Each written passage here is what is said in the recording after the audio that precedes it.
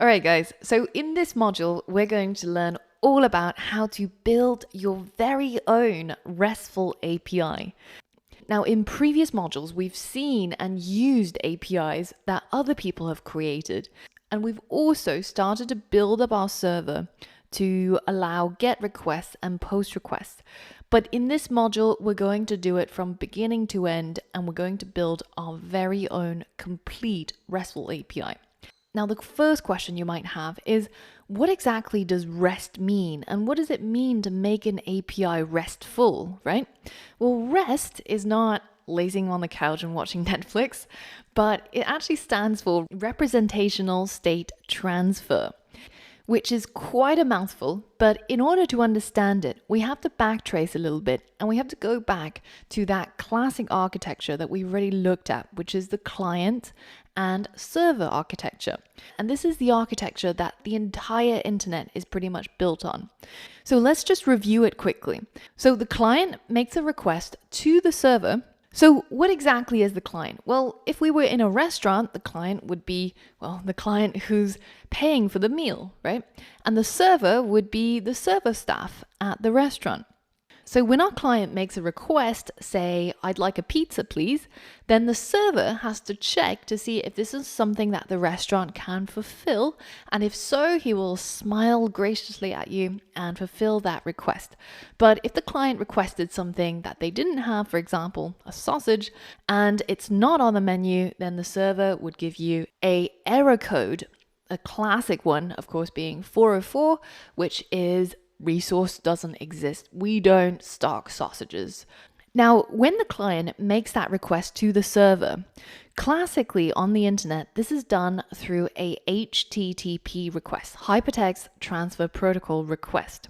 And we've already seen this when we said app.get, and then we have our callback with our request and result.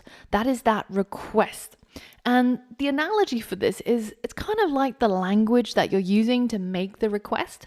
Say you're saying, I want a pizza, right? And if you're in France, you would have to say that in French. Although I'm not sure what you're doing eating pizzas in France. But the server would be able to understand your request and give you back the correct result. Now, the thing you have to remember is that HTTP, this Hypertext Transfer Protocol, is not the only language that servers can speak, right? Another one that you might have heard of is, for example, the FTP request, which is the File Transfer Protocol request. So if you use the wrong language, you might not get back the result that you're looking for. So for example, if a server speaks French in France and you try to speak to him in Italian, that probably won't work. So we have to make sure we've got the right language for making our request. Now, at this point, some students might say, well, what about that other thing, that HTTPS request? What does that S stand for, and is it a different language? Well, HTTPS stands for HTTP Secure Request. So remember that all your requests and responses are going across the internet and can be potentially tapped in by lots of people.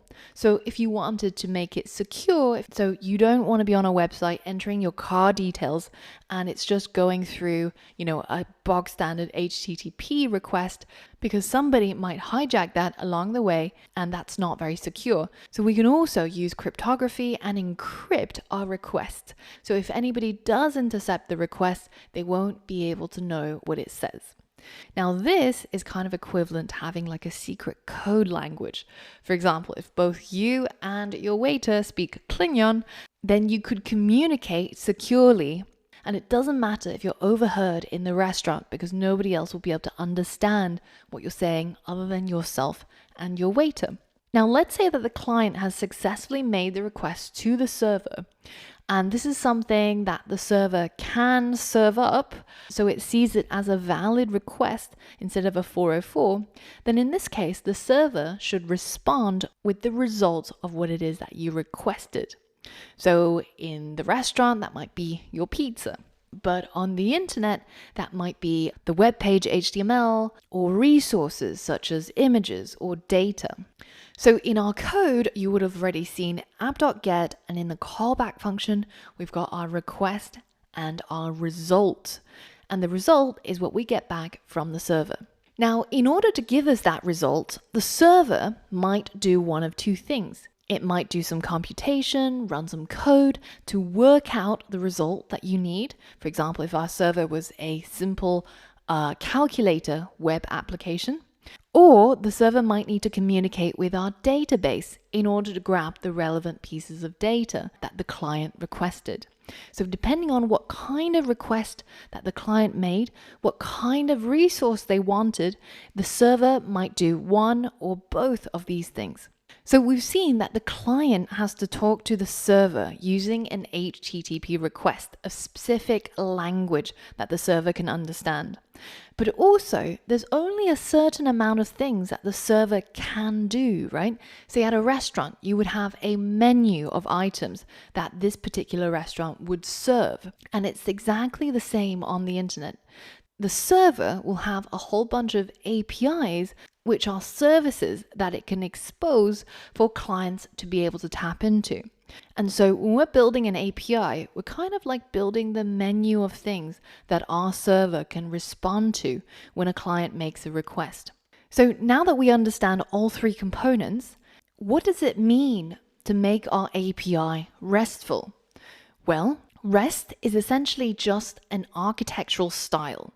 So just as you have different buildings that have different architectural styles, for example, the Baroque architectural style with the nice arches, or other buildings might be built in the Gothic architectural style with flying buttresses and these imposing beams. And my favorite, the neoclassical, have these incredibly geometric shapes and columns that really remind you of old Greek architecture. So these are architectural styles for designing buildings. Well, REST is an architectural style for designing APIs, and it's definitely not the only architectural style. So the other really popular one before REST became the dominant style was SOAP. And there's also GraphQL or Falcor, and there's a lot of other architectural styles. But the gold standard for web APIs is REST. So that's what we're going to be looking at. And REST actually came about really quite recently as a part of this guy's PhD. This is Roy Fielding. And he did his PhD in the University of California. And as a part of his doctorate, he researched and came up with this architectural style that we now call REST. And it proposes a set of rules that web developers could follow when they're building their APIs. And he came up with this idea that all websites across the web would use the same structure for building their APIs. I mean, imagine if you had a whole street and all their buildings had the same layout. For example, the toilets for men and women are always on the same floors in the same positions, then you would never get into a situation where you're trying to find the toilet. So my personal struggles aside, essentially in his PhD, he proposed that the internet could do the same. If every web API was built using the same common guiding principles, then it would be so easy for everybody to work together and be able to use different APIs quickly, easily, and efficiently. So pretty neat for a PhD project, right? There's definitely some PhD projects that are a lot worse, like the guy who had to look into the propulsion parameters of penguin poop. But maybe if you really like penguins, that's okay. So how exactly do we make our API RESTful? Well, there's a lot of rules that an API has to follow to be RESTful. And just as you have rules that you might follow at your workplace or your school, you might have a uniform, no shorts, no singlets, don't smoke in the building. You will also have a whole bunch of rules for making an API RESTful. But the two most important ones are using the HTTP request verbs, so using that HTTP request language, and also to use a specific pattern of routes and endpoint URLs. And these two things are probably the most important parts of making your API RESTful. And we're going to look at each of them in detail. So first, what exactly are the HTTP verbs? Well, you've already seen some of them. First is get, Then there's post, put, and patch. Patch came relatively recently in 2010, and it was added to the HTTP request language essentially very recently. But it's kind of a neat twist on how we update data, and we're going to look at that in a little bit as well.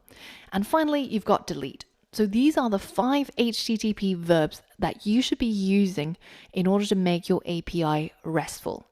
And you might realize that they have a lot of similarities to something that we covered previously in the database module, which is when we looked into CRUD, right? Create, read, update, and delete. So we're going to look at our REST HTTP request verbs alongside our database CRUD functions, and we're going to see how each of these verbs work in practice. So the first one is get, and get is basically the same as read. So we've already written this code many times. Every single time we want our server to serve up some resource, we've been using app.get, and then we pass a callback that responds to the request and sends the result back. And if the request involved something that relates to our database, then that's the equivalent of searching through our database and returning the data as the result. The next one is post, and post corresponds to the create word in our CRUD functions. So whenever we've created a form on our website, we've used app.post, and then we have our callback with our request and response.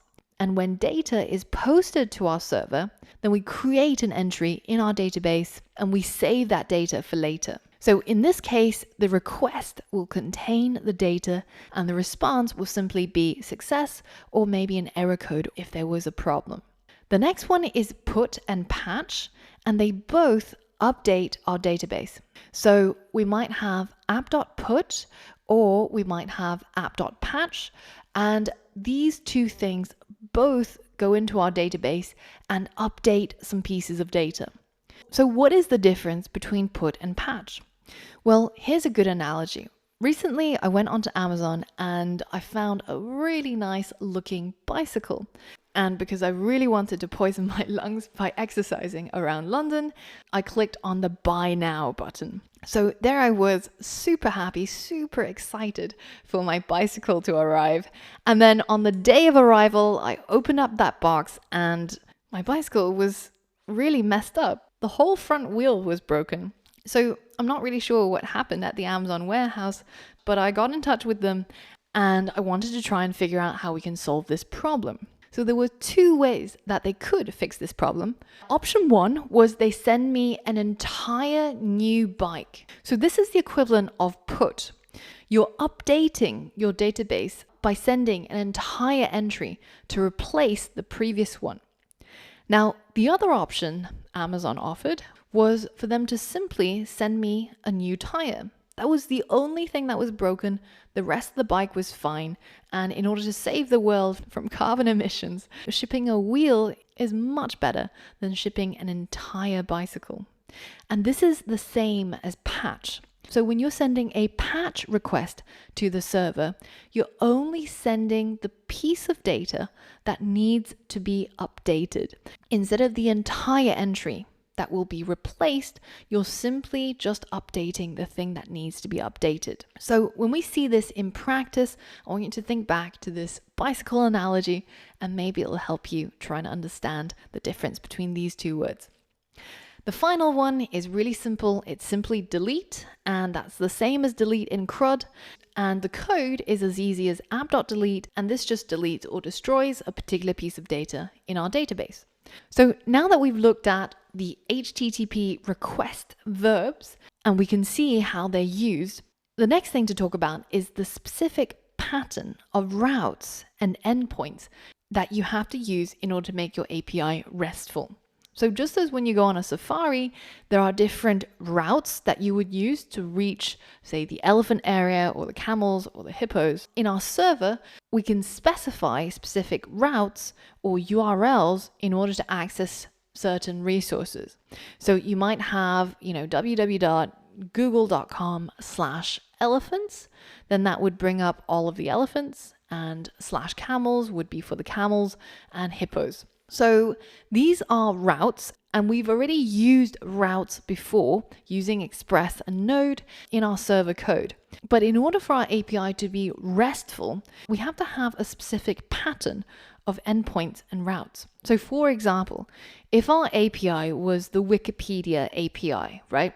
And in our database, we had a whole bunch of articles. Now, the route for /articles applies to all of the articles. Now, if we created a route for articles, then when a client makes a GET request to /articles, it should fetch all of the articles. And when they make a POST request to the /articles route, then it should create a single new article and add it to our database of articles. And when we make a delete request to /articles, then it would delete all the articles in our database. But RESTful routing also has rules for individual resources. So within all of the articles, we will have specific articles, right? Say we had an article on Jack Bauer, then if the client was targeting /articles /Jack Bauer, then if they made a GET request, that would fetch the specific article on Jack Bauer from our database. And you can also use put and patch to update that specific article on Jack Bauer, and you can delete the specific article as well. Now, a little bit later on, when we create all of these routes using the HTTP verbs, it's going to be a lot more clear how each of these works. But for now, I just want you to get an overview of what RESTful routing actually looks like before we get started. So now that we've seen how HTTP request verbs work and the pattern of routes that make your API RESTful, the next step is to get started and actually build our very own API. So for all of that and more, I'll see you on the next lesson.